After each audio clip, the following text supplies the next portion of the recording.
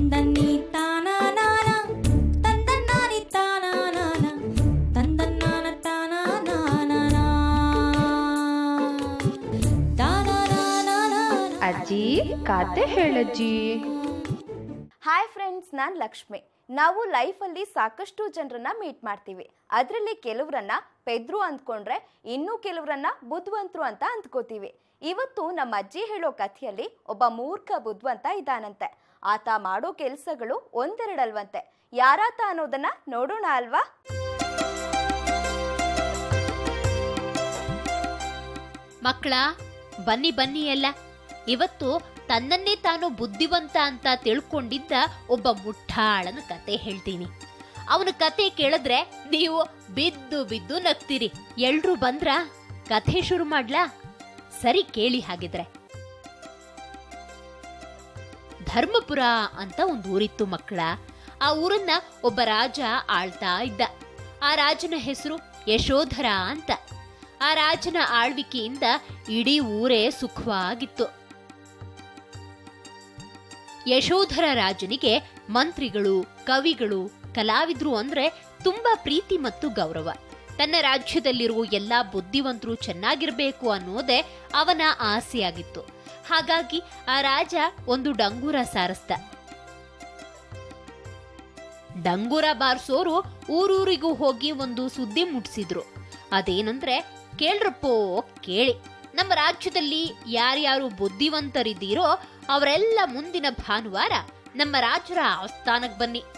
ನಿಮ್ಮ ನಿಮ್ಮ ಪ್ರತಿಭೆ ನೋಡಿ ಮಹಾರಾಜರು ಸನ್ಮಾನ ಮಾಡ್ತಾರೆ ಅಂತ. ರಾಜನ ಈ ಆಹ್ವಾನ ರಾಜ್ಯದ ಮೂಲೆ ಮೂಲೆಗಳನ್ನ ತಲುಪ್ತು ಮಕ್ಕಳ. ರಾಜ ಕೊಟ್ಟಿದ್ದ ಗಡುವಿನ ಹಾಗೆ ಎಲ್ರೂ ಅವರವರ ಕಲೆಯನ್ನ ಹೇಗಪ್ಪ ಆಚೆ ತರುವುದು ಅಂತ ಯೋಚನೆ ಮಾಡ್ತಿದ್ರು. ಹೀಗಿದ್ದಾಗ ಧರ್ಮಪುರದಲ್ಲಿ ಒಬ್ಬನಿದ್ದ. ಅವನ ಹೆಸರು ಜಾಣಭಟ್ಟ ಅಂತ. ಅದು ಅವನ ನಿಜವಾದ ಹೆಸರೇನಲ್ಲ ಮಕ್ಕಳ. ತಿಮ್ಮಭಟ್ಟ ಅನ್ನೋ ಹೆಸರನ್ನ ತನ್ನನ್ನೇ ತಾನು ಜಾಣ ಅಂತ ಬದಲಾಯಿಸಿಕೊಂಡಿದ್ದ. ಅವನಂತೂ ಹುಟ್ಟು ಸೋಮಾರಿಯಾಗಿದ್ದ. ರಾಜನ ಡಂಗೂರದ ಸುದ್ದಿ ಈ ಜಾಣಭಟ್ಟನ ತನಕಾನು ಬಂತು. ಆದ್ರೆ ಜಾಣಭಟ್ಟ ಬೇರೆ ಜನರಂತೆ ತಲೆ ಕೆಡಿಸ್ಕೊಳ್ಳಿಲ್ಲ. ನಂಗಿಂತ ಬುದ್ಧಿವಂತರು ಯಾರಿದ್ದಾರೆ? ರಾಜ ಏನೇ ಕೊಟ್ರು ನಂಗೆ ಬೇಕು. ಇಡೀ ಧರ್ಮಪುರಕ್ಕೆ ನಾನೊಬ್ನೇ ಜಾಣ ಅನ್ನೋ ಅಹಂಕಾರ ಇತ್ತು ಮಕ್ಕಳ ಅವನಿಗೆ. ಅಂತೂ ಭಾನುವಾರ ಬಂದೇ ಬಿಡ್ತು. ರಾಜನ ಆಸ್ಥಾನದ ತುಂಬಾ ರಾಜ್ಯದಲ್ಲಿದ್ದ ಅಷ್ಟೂ ಮಂದಿ ಕಲಾವಿದ್ರು ಬಂದಿದ್ರು. ಅವರೆಲ್ಲರೂ ತಮ್ಮ ತಮ್ಮ ಪ್ರತಿಭೆಗೆ ತಕ್ಕ ಹಾಗೆ ಏನೋ ಒಂದು ಪರಿಕರ ತಗೊಂಡ್ ಬಂದಿದ್ರು. ಆದ್ರೆ ಜಾಣಭಟ್ಟ ಮಾತ್ರ ಖಾಲಿ ಕೈ ಬೀಸ್ಕೊಂಡ್ ಬಂದಿದ್ದ. ಅರಮನೆಯಲ್ಲಿ ರಾಜ ಸಭೆಗೆ ಹೋಗೋಕೆ ತಯಾರಾಗ್ತಾ ಇದ್ದ. ಆಗ ಒಬ್ಬ ಅಡುಗೆ ಮಾಡೋನ್ ಬಂದು, ಸ್ವಾಮಿ, ತಮ್ಮ ಊಟಕ್ಕೆ ಅಂತ ತರಿಸಿದ್ದ ಕುರಿಗೆ ಕಾಯಿಲೆ ಬಂದಿದೆ, ಅದನ್ನೇನ್ ಮಾಡೋದು ಅಂತ ಕೇಳ್ದ. ಆಗ ರಾಜ, ಯಾವುದನ್ನು ವ್ಯರ್ಥ ಮಾಡೋದ್ ಬೇಡ, ನಾನು ಆಮೇಲೆ ಹೇಳ್ತೀನಿ ಅಂತ ಸಭೆಗೆ ಬಂದ. ಸಭೆನೂ ಶುರುವಾಯ್ತು ಮಕ್ಕಳ. ಒಬ್ಬೊಬ್ಬರೇ ಬಂದು ರಾಜನ ಮುಂದೆ ತಮ್ಮ ಪ್ರತಿಭೆ ಪ್ರದರ್ಶಿಸಿದ್ರು. ಕೆಲವರು ಹಾಡು ಹೇಳಿದ್ರೆ, ಇನ್ ಕೆಲವರು ಚಿತ್ರ ಬರೀತಿದ್ರು. ಹೀಗೆ ಬಂದ ಎಲ್ರಿಗೂ ರಾಜ ಬಹುಮಾನ ಕೊಟ್ಟ ಮಕ್ಕಳ. ಈಗ ರಾಜಭಟ್ಟನ ಸರದಿ ಬಂತು. ಜಾಣಭಟ್ಟನಿಗೆ ಏನೂ ಬರ್ತಿರ್ಲಿಲ್ಲ. ಈಗ ಏನಾದ್ರೂ ಹೇಳಲೇಬೇಕಿತ್ತು. ಆದ್ರೆ ಏನ್ ಹೇಳೋದು? ತಲೆ ಕೆರ್ಕೊಂಡು ಪೆಚ್ಚಾಗಿ ನಿಂತು ಬಿಟ್ಟ ಜಾಣಭಟ್ಟ. ಆಗ ರಾಜನೇ ಕೇಳ್ದ, ನೋಡೋದಕ್ಕೆ ಮಹಾನ್ ಪಂಡಿತರ ತರ ಕಾಣ್ತಿದ್ದೀರಿ, ನಿಮಗೆ ಯಾವ ವಿದ್ವತ್ತಿದೆ ಅಂತ. ಆಗ ಜಾಣಭಟ್ಟ ಹೇಳ್ದ, ಸ್ವಾಮಿ, ನಮಗೆ ಎಲ್ಲ ವಿದ್ಯೆಯೂ ಗೊತ್ತು, ಆದ್ರೆ ಯಾವುದು ಬರೋದಿಲ್ಲ ಅಷ್ಟೇ. ಬೇಕಿದ್ರೆ ನಾನು ಚಿತ್ರಗಾರ ಮಾಡೋ ತಪ್ಪು, ಕವಿ ಮಾಡೋ ತಪ್ಪು ಎಂಥವನ್ನ ತಕ್ಷಣ ಕಂಡು ಹಿಡಿತೀನಿ ಅಂತ ಬಡಾಯಿ ಕೊಚ್ಚಿಕೊಳ್ಳೋ ಹಾಗೆ ಹೇಳ್ಬಿಟ್ಟ.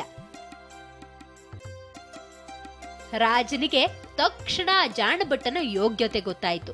ನಾವು ಅಷ್ಟೇ ತಾನೇ ಮಕ್ಕಳ, ನಮಗೇನ್ ಬರುತ್ತೋ ಬರಲ್ವೋ ಇನ್ನೊಬ್ರು ಮಾಡೋ ತಪ್ಪನ್ನ ಬೇಗ ಹುಡುಕ್ ಹೇಳ್ಬಿಡ್ತೇವೆ. ಆದ್ರೆ ಇದು ಒಳ್ಳೆ ಅಭ್ಯಾಸ ಅಲ್ಲ ಮಕ್ಕಳ. ಎಂಥ ಪಂಡಿತನಿಗೆ ಏನನ್ನೂ ಕೊಡಬಾರ್ದು ಅಂತ ರಾಜ ತೀರ್ಮಾನಿಸ್ತ. ಆದ್ರೆ ಹಾಗೆ ಕೊಡದಿದ್ರೆ ಅಪಮಾನ ಮಾಡಿದ ಹಾಗಾಗತ್ತೆ ಅಂತ ಭಾವಿಸಿ ಆ ರೋಗ ಬಂದಿದ್ದ ಕುರಿ ಇತ್ತಲ್ಲ, ಆ ಕುರಿಯನ್ನ ಕೊಟ್ಟು ಕಳುಹಿಸ್ತ. ಜಾಣಭಟ್ಟ ಅದನ್ನೇ ದೊಡ್ಡ ಬಹುಮಾನ ಅನ್ನೋ ಹಾಗೆ ಹಿಗ್ಗಿನಿಂದ ಮನೆ ಕಡೆ ತಗೊಂಡು ಹೊರಟ. ಜಾಣಬಟ್ಟು ಹೋಗೋ ದಾರಿಲಿ 3 ಜನ ಕಳ್ಳರು ಹೊಂಚು ಹಾಕಿ ಕೂತಿದ್ರು. ಅವರ ಕಣ್ಣು ಜಾಣಬಟ್ಟ ಇಟ್ಕೊಂಡಿದ್ದ ಕುರಿ ಮೇಲಿತ್ತು. ಆ ಕಳ್ಳರು ಮಾತಾಡ್ಕೊಂಡ್ರು, ಹೇಗಾದ್ರೂ ಮಾಡಿ ಆ ಜಾಣಭಟ್ಟನ ಕೈಲಿರೋ ಕುರಿ ಕದಿಯಬೇಕು, ಬನ್ನಿ ಅವನಿಗೆ 4 ತದಕ್ಕೆ ಆ ಕುರಿಯನ್ನ ಕುದಿಯೋಣ ಅಂತ ಉಪಕಣ್ಣ ಹೇಳ್ದ. ಆಗ ಇನ್ನೊಬ್ಬ ಕಳ್ಳ ಹೇಳ್ದ, ಬೇಡ ಬೇಡ, ಸುಮ್ನೆ ಅವನಿಗೆ ಹೊಡೆದ್ರೆ ಅವನು ಮತ್ತೆ ರಾಜನ ಹತ್ರ ಹೋಗ್ತಾನೆ, ಆಮೇಲೆ ರಾಜಭಟ್ರು ನಮ್ಮನ್ನ ಹಿಡಿತಾರೆ, ಕಳ್ತನ ಮಾಡೋದ್ ಬೇಡ ಅಂದ. ಆಮೇಲೆ 3ನೇ ಕಳ್ಳ ಒಂದು ಉಪಾಯ ಹೇಳ್ಕೊಟ್ಟ ಮಕ್ಕಳ. ಅಲ್ಲಿ ಅವನ ಮಾತು ಕೇಳೋ ಆ ಕಳ್ಳರು ಒಬ್ಬೊಬ್ಬರಾಗಿ ಹೋಗಿ ಜಾಣಭಟ್ಟನನ್ನ ಭೇಟಿ ಮಾಡ್ತಾರೆ. ಮೊದಲ ಕಳ್ಳ, ಏನ್ ಸ್ವಾಮಿ, ನಾಯಿನ್ ಕರ್ಕೊಂಡೆಲ್ಲೋ ಹೊರಟಿದ್ದೀರಾ? ಚೆನ್ನಾಗಿದೆ ನಿಮ್ ನಾಯಿ, ಏನ್ ಹೆಸರು ಅಂತ ಕೇಳ್ದ.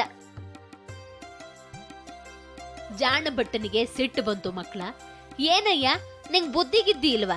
ಇದು ಕುರಿ, ನಾಯಿ ಅಲ್ಲ, ಇದನ್ನ ರಾಜರು ಬಳುವಳಿಯಾಗಿ ಕೊಟ್ಟಿದ್ದಾರೆ ಅಂತ ಬಡಾಯಿ ಕುಚ್ಕೊಂಡ. ಆದ್ರೆ ಆ ಕಳ್ಳ, ಹೌದಾ, ಹಾಗಾದ್ರೆ ಬಿಡಿ, ಈ ನಾಯಿ ಕುರಿನೇ ಅಂತ ನಗಾಡ್ಕೊಂಡು ಹೋದ. ಜಾಣಭಟ್ಟಂಗೆ ಈಗ ಸ್ವಲ್ಪ ಕೋಪ ಬಂದಿತ್ತು. ಅದೇ ಕೋಪದಲ್ಲಿ ಮುಂದೆ ಬರುವಾಗ 2ನೇ ಕಳ್ಳ ಇದ್ನಲ್ಲ ಮಕ್ಕಳ, ಅವನು ಬಂದು, ಏನ್ ಸ್ವಾಮಿ, ನಾಯಿ ತುಂಬಾ ಮುದ್ದಾಗಿದೆ, ಏನಿದ್ರ ಹೆಸರು ಅಂತ ಕೇಳ್ದ. ಈಗ ಜಾಣಭಟ್ಟಂಗೆ ಅನುಮಾನ ಶುರುವಾಯ್ತು. ಏನ್ ಸ್ವಾಮಿ, ಅವಾಗಿಂದ ಈ ಕುರಿನ ನಾಯಿ ಅಂತಿದ್ದೀರಲ್ಲ, ಕುರಿ ಅಲ್ವೇ ಇದು ಅಂತ ಕೇಳ್ದ. ಕಳ್ಳ ಗೊಳ್ಳಂತ ನಗ್ತಾ, ಬಾರಿ ಇದ್ದೀರಾ ಸ್ವಾಮಿ ನೀವು, ಎಂಥ ತಮಾಷೆ ಮಾಡ್ತಿದ್ದೀರಿ ಅಂತ ನಗ್ತಲೇ ಅಲ್ಲಿಂದ ಹೊರಟು ಬಿಟ್ಟ. ಜಾಣಭಟ್ಟಂಗೆ ಯಾಕೋ ಅಸಮಾಧಾನ ಕಾಡೋಕ್ ಶುರುವಾಯ್ತು. ಈಗ 3ನೇ ಕಳ್ಳ ಜಾಣಭಟ್ಟನ ಮುಂದೆ ಬಂದು ನಿಂತುಕೊಂಡು, ಸ್ವಾಮಿ, ನಾಯಿ ತುಂಬಾ ಚೆನ್ನಾಗಿದೆ, ಎಲ್ಲಿಂದ ತರ್ತಿದ್ದೀರಿ ಅಂತ ಕೇಳ್ದ. ಈಗ ಜಾಣಭಟ್ಟ ಇದು ನಾಯಿನೇ ಅಂತ ತೀರ್ಮಾನಿಸ್ಕೊಂಡ ಮಕ್ಕಳ. ಆಮೇಲೆ ಈ ಕಳ್ಳನ ಕಡೆ ನೋಡ್ತಾ ಹೇಳ್ದ, ನೋಡಯ್ಯ, ನಮ್ಮ ರಾಜ ನಿಂಗೆ ಕುರಿ ಕೊಡ್ತೀನಿ ಅಂತ ಹೇಳಿ ಹೀಗೆ ನಾಯಿನ್ ಕೊಟ್ಟಿದ್ದಾರೆ. ನನ್ನಂತ ಬುದ್ಧಿವಂತನಿಗೆ ಹೀಗೆ ಮಾಡೋನು ಇನ್ನು ದಡ್ಡ ಪ್ರಜೆಗಳಿಗೇನೋ ಅನ್ಯಾಯ ಮಾಡ್ತಾನೋ ಅಂತ ರಾಜನ್ಗೆ ಹಿಡಿಶಾಪ ಹಾಕ್ತ. 3ನೇ ಕಳ್ಳ, ಹೋಗ್ಲಿ ಬಿಡಿ, ಅಷ್ಟಕ್ಕೂ ಈ ನಾಯಿನಿಡ್ಕೊಂಡು ಏನ್ ಮಾಡ್ತೀರಿ ಅಂತ ಕೇಳ್ದ.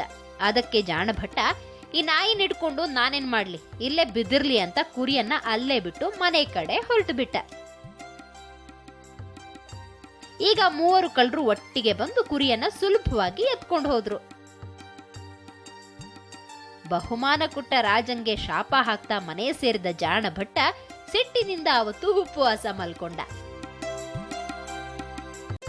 ನೋಡಿದ್ರಲ್ಲ ಮಕ್ಕಳ, ನಾವು ಯಾವುದೇ ನಿರ್ಧಾರ ತೆಗೆದುಕೊಳ್ಳೋ ಮುನ್ನ ಅದು ಎಷ್ಟು ಸರಿ ಎಷ್ಟು ತಪ್ಪು ಅನ್ನೋದನ್ನ ಸರಿಯಾಗಿ ಆಲೋಚಿಸಿ ಪರಿಶೀಲಿಸಿ ನೋಡ್ಬೇಕು ಮಕ್ಕಳ.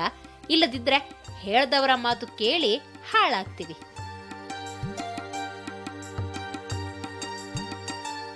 ಕತೆ ಒಂಥರ ಮಜವಾಗಿತ್ತು ಅಲ್ವಾ? ಈಗ ನಾವೆಲ್ಲ ಸುಣ್ಣದ ಬಗ್ಗೆ ತಿಳಿದುಕೊಳ್ಳೋ ಸಮಯ. ದಿನನಿತ್ಯ ನೋಡೋ ಸುಣ್ಣದ ಇತಿಹಾಸ ಕೇಳೋಕೆ ಎಲ್ಲ ರೆಡಿ ತಾನೆ? ಹಾಯ್ ಬಡ್ಕಿ, ಏನೇ ಸಮಾಚಾರ? ತಿಂಡಿ ಆಯ್ತಾ? ಆಯ್ತೋಲೋ ಸಣ್ಕ್ಲಾ.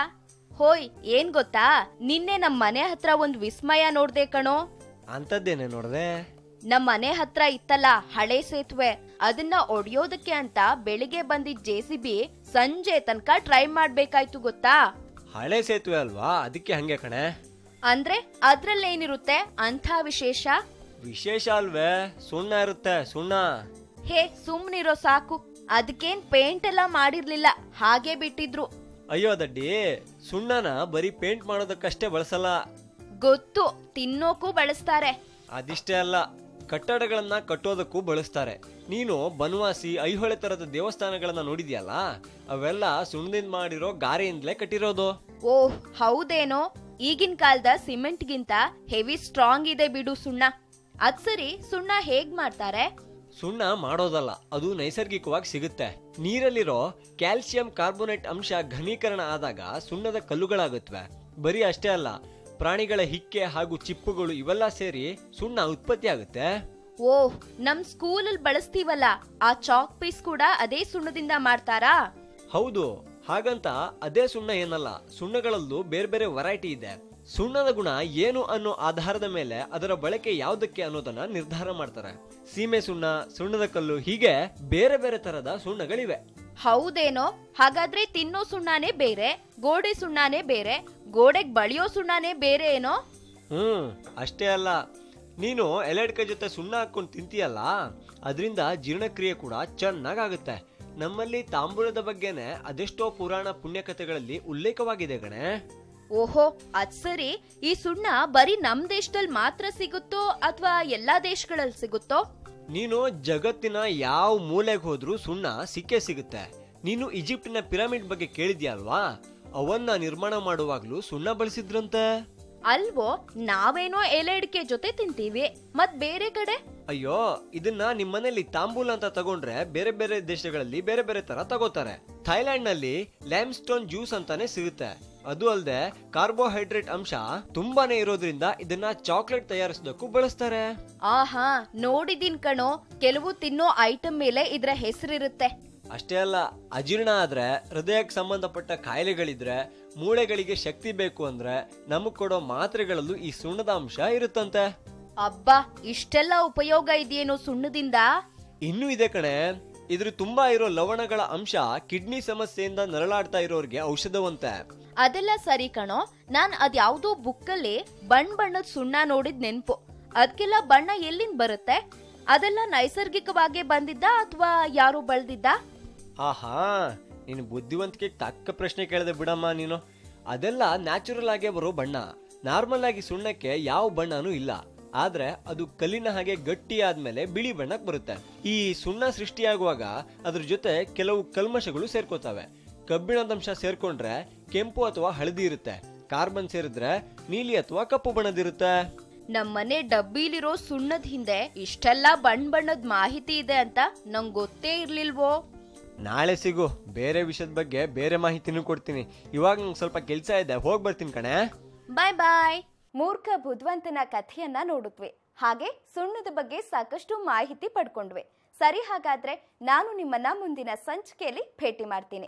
ಕಥೆ ಮತ್ತು ಮಾಹಿತಿ ಜೊತೆಗೆ ಬರ್ತೀನಿ. ಅಲ್ಲಿವರೆಗೂ ನೋಡ್ತಾ ಇರಿ ಸರಳ ಜೀವನ. ಇದು ಮನುಕುಲದ ಒಳಿತಿಗಾಗಿ. ತಂದನ್ನಿ ತಾನಾನಾನ, ತಂದನ್ನಾನಿ ತಾನಾನಾನ, ತಂದನ್ನಾನ ತಾನಾನಾನ.